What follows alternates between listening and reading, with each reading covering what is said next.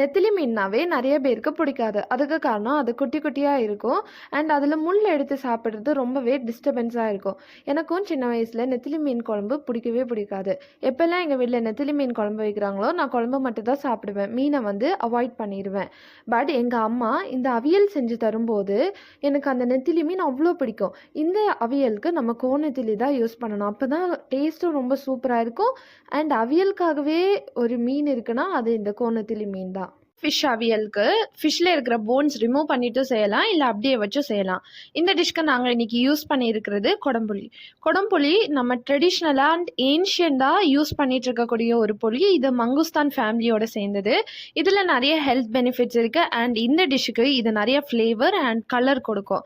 இந்த ஃபிஷ் அவியல் செய்கிறது ரொம்பவே ஈஸி. எல்லாத்தையும் ஒன்றா சேர்த்து மிக்ஸ் பண்ணி 15 மினிட்ஸ் கொதிக்க விட்டோன்னா இந்த ஃபிஷ் அவியல் ரெடி. நீங்களும் ட்ரை பண்ணி பாருங்கள். பாய்.